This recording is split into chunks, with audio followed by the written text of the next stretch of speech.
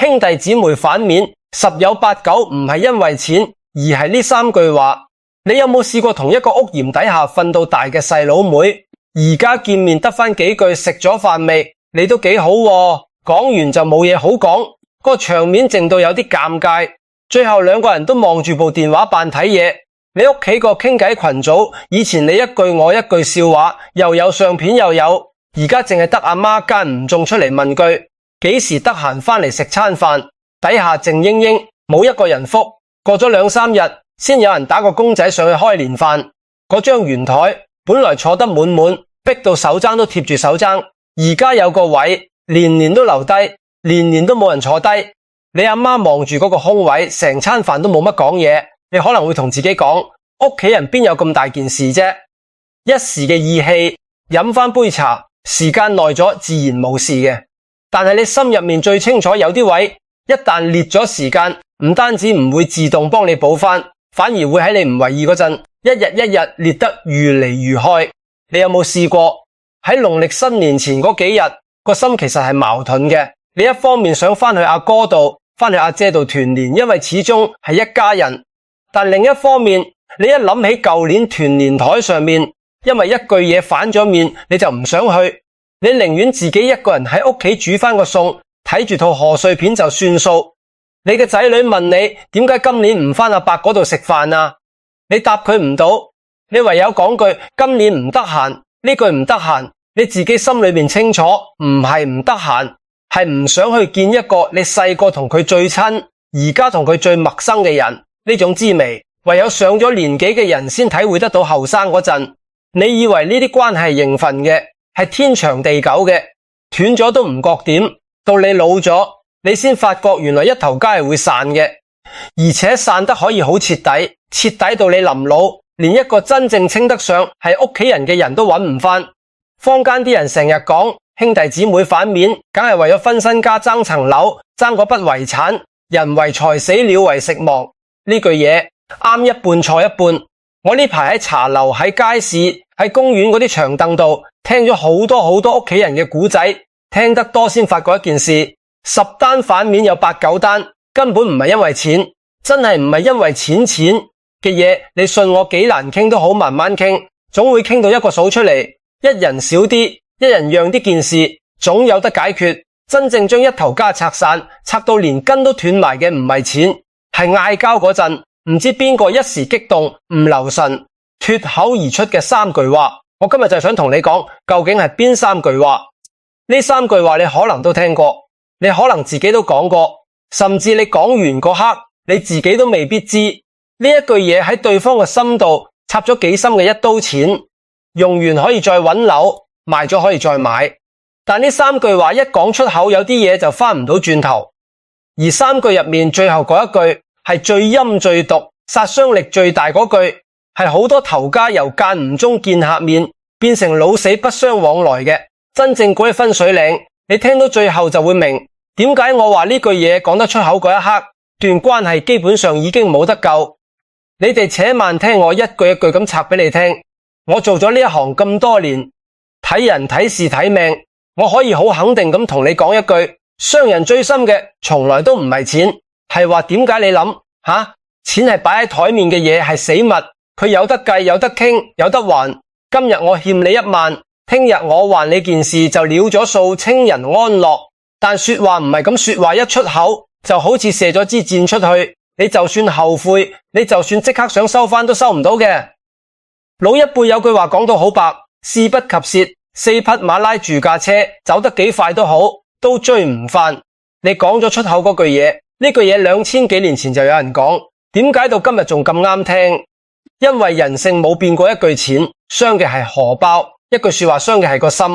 荷包穿咗窿補得返，個心俾你一句話插穿咗，嗰個窿好多時係一世都補唔返嘅。而且你要明白一樣嘢，兄弟姊妹之間嗌交，講嗰啲最傷嘅話，殺傷力點解會咁大？因為你哋太熟，你太清楚對方個死穴喺邊。你細個同佢一齊大，佢邊度最自卑，佢最怕人講佢乜嘢，佢最介意嘅係邊件事，你一清二楚。所以當你嬲起上嚟，你想插佢，你唔使諗，你隨口一句就正正插中佢最痛嗰個位。外人插你，插極都係皮外傷，因為佢唔識你，淨係至親先至一刀捅到你心臟。呢個就係點解屋企人一旦反面，反得比同外人反面深10倍、狠10倍、耐10倍。好，我而家講第一句話係：當年若果唔係我，你邊有今日？呢句嘢你有冇聽過？或者換個講法，你細個嗰陣邊個湊你大㗎？當年供你讀書嗰個係邊個啊？冇我當年頂住，你以為你會有今日咩？全部都係同一句嘢，同一種殺傷力。呢句話點解咁毒？表面睇落好似只不過係提翻一件舊事，講翻當年嘅功勞，但你細心咁諗，當一個做兄子嘅將呢句話講出口嗰一刻，佢做緊乜嘢？佢係將你哋幾十年嘅關係一次過變成咗一盤數。佢喺度同你講：你欠我，你今日所有嘢都係我俾你嘅。呢一句嘢一出親情，就即刻降咗隔油骨肉，變成債主同債仔。我同你講一個街坊講翻嚟嘅古仔。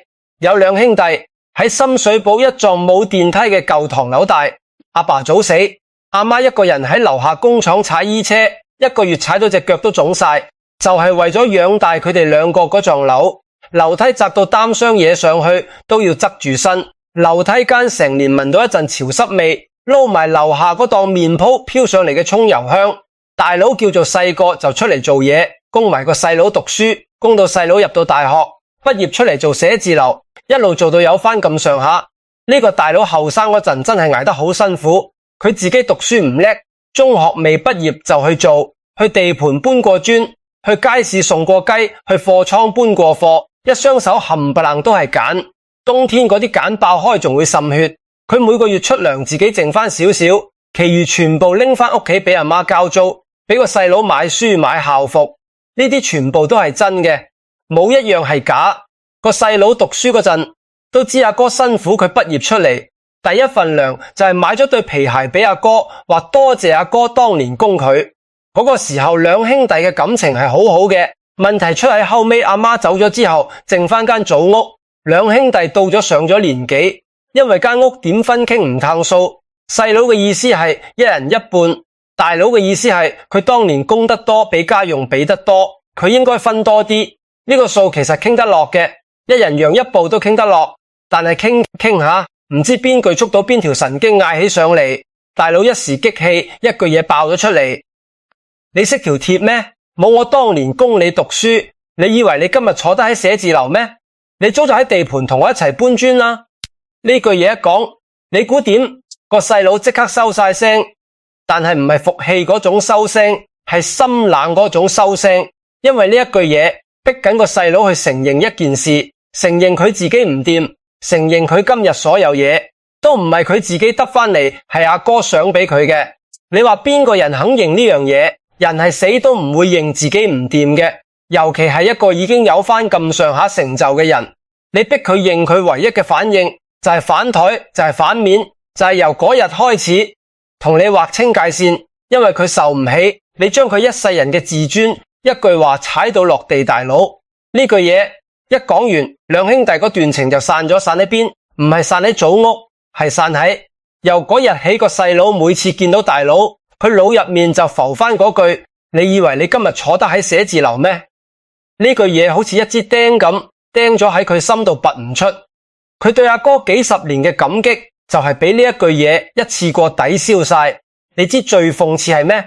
個細佬後尾同人講，佢話間屋我唔要都得，一人一半我唔要，成間俾阿哥我都唔嬲。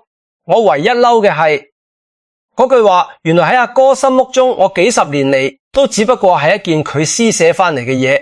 你聽到冇？佢唔係嬲間屋，佢係嬲佢原來喺阿哥眼中唔係一個平起平坐嘅弟弟，係一個欠咗債要感恩戴得一世嘅人。呢種嬲係傷心，唔係貪心。後來點？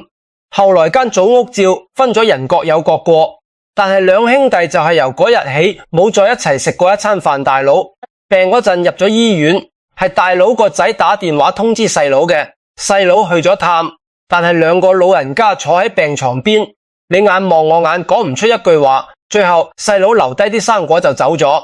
你話可唔可惜？兩個細個一齊瞓一張床，一齊喺阿媽衣車底下捉迷藏嘅親兄弟，去到一齊行埋棺材嗰頭，都係一句真心話都講唔返出口，塞住佢哋把口嗰啲嘢就係嗰一句講咗出去收唔返轉頭嘅說話。所以你要記住一件事，一件好通透嘅事，真正對你有恩嘅人係唔會日日提㗎。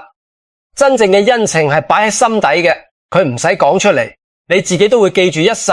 相反，當一個人要將佢當年嘅好親口講出嚟，仲要喺你哋嗌交嗰陣講出嚟，用嚟壓你，用嚟逼你就範嗰一刻，佢嘅恩已經唔係恩係數，恩一旦變咗數，就要還清咗，你哋之間就乜都冇。呢個世界上最蠢嘅事就係將你對至親嘅好變成一張逼佢還嘅單。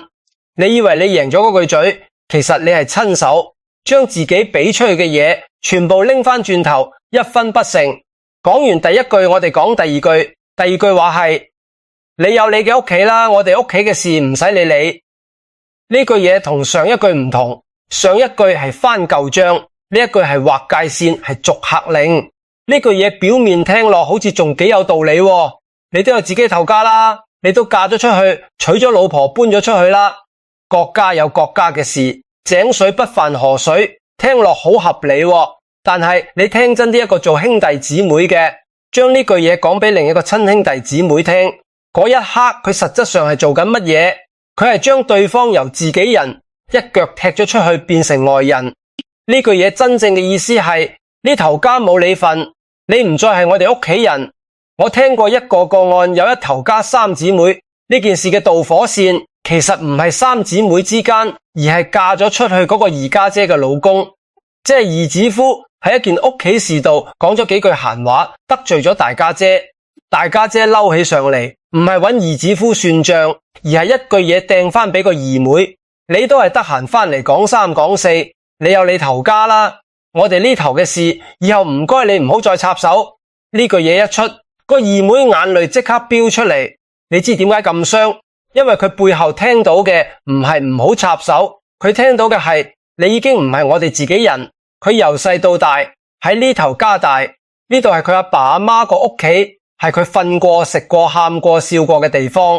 佢仲記得細個嗰陣，一家人逼喺個細單位度，佢同大家姐兩姊妹瞓一張碌架床，夜晚傾偈，傾到阿媽喺出面嗌快啲瞓先收聲。佢仲記得佢出嫁嗰日，大家姐幫佢梳頭，喊到成塊面都係淚。佢嫁咗出去，唔代表佢唔要呢個娘家。佢每逢過時過節都返嚟同阿媽包餃，同阿媽行街市。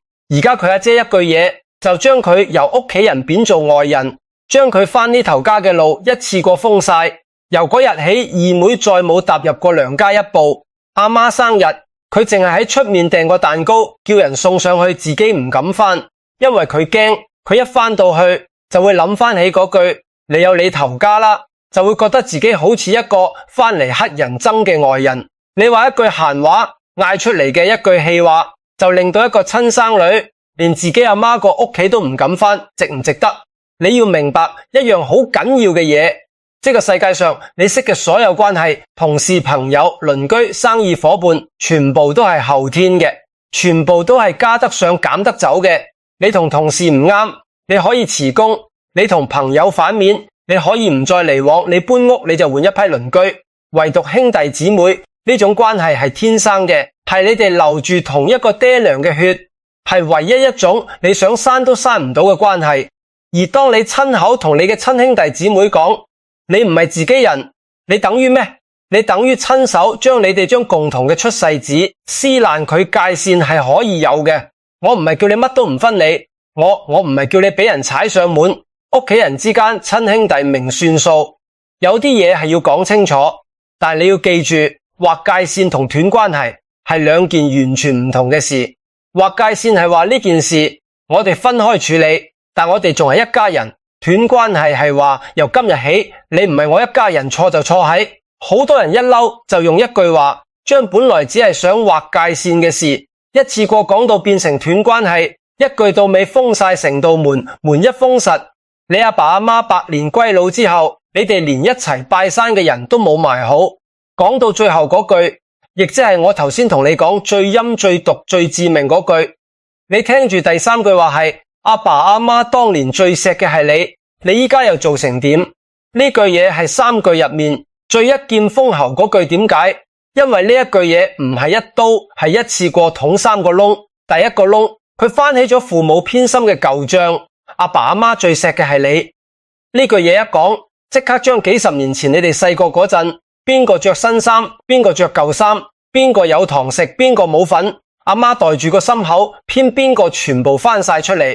呢啲舊賬係每一頭家最唔掂得、最見唔得光嗰陣暗湧。你平時唔講，大家扮冇事；一講，全家都痛。第二個窿，佢否定咗你而家嘅處境。你依家又做成點？呢句嘢係喺度落井下石。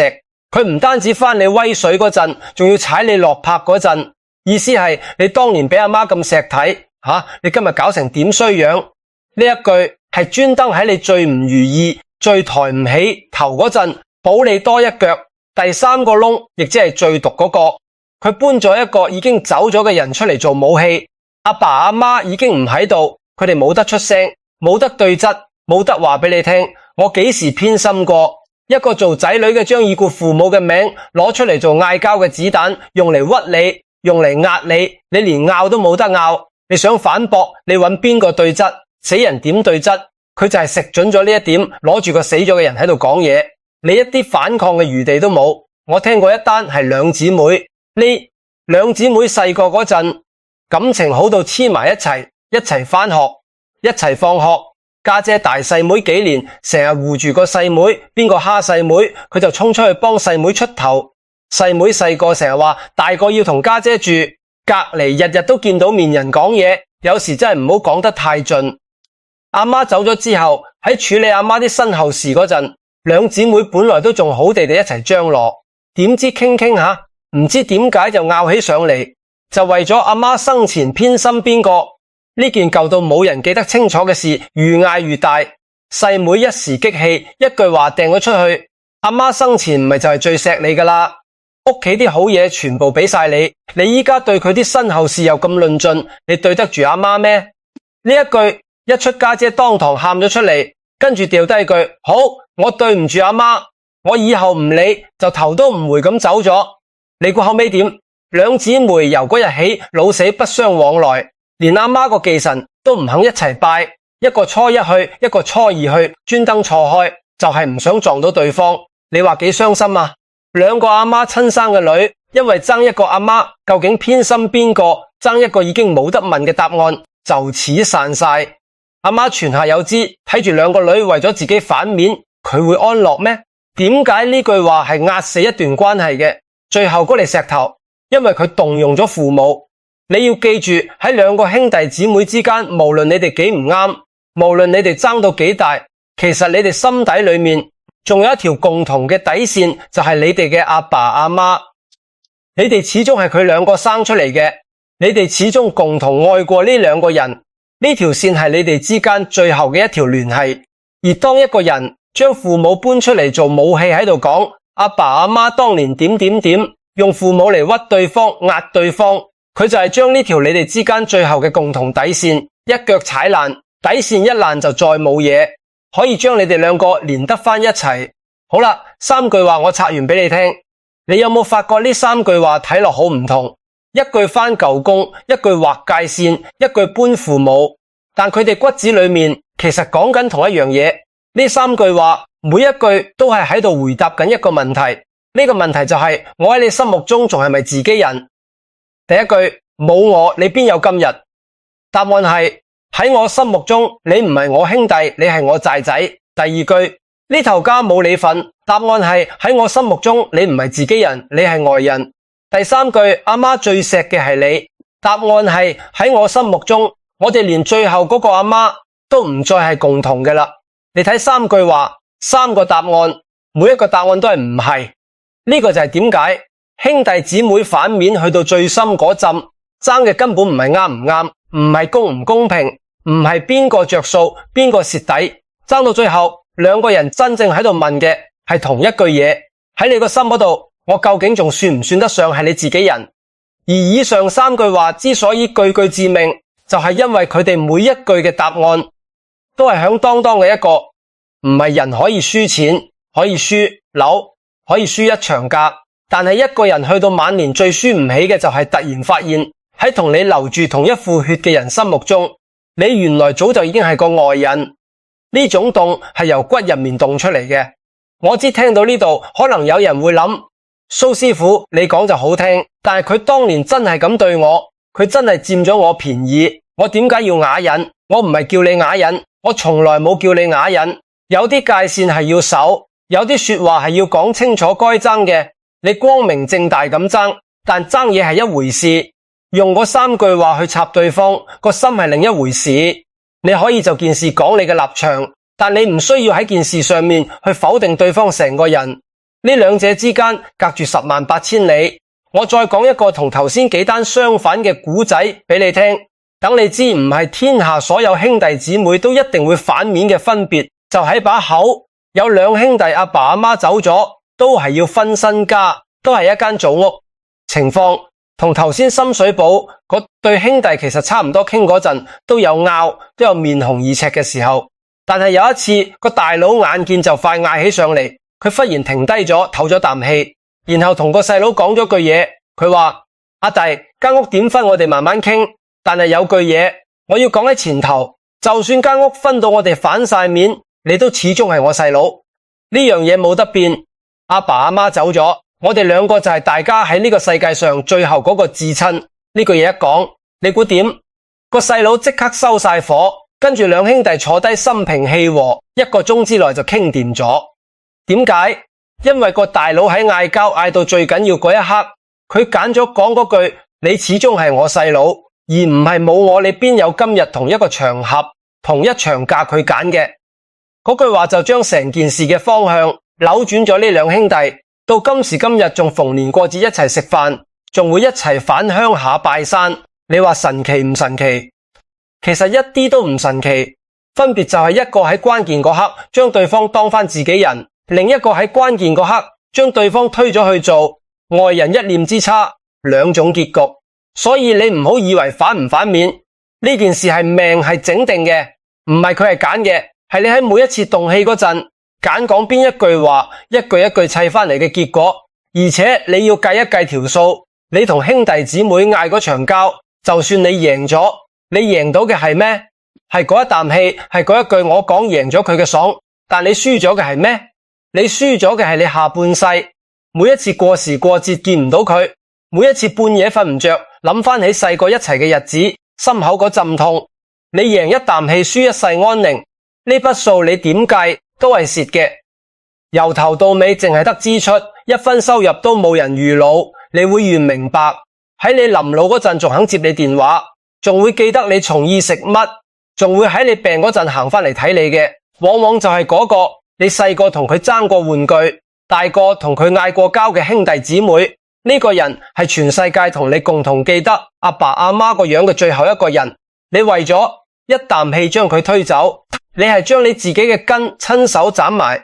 其實我頭先講嘅3句話，你反轉嚟諗，就係3句可以將關係駁返轉頭嘅話。你唔講冇我你邊有今日，你可以講當年一齊捱過，好在有你。你唔講呢頭家冇你份，你可以講唔理點都好，你永遠都係屋企人。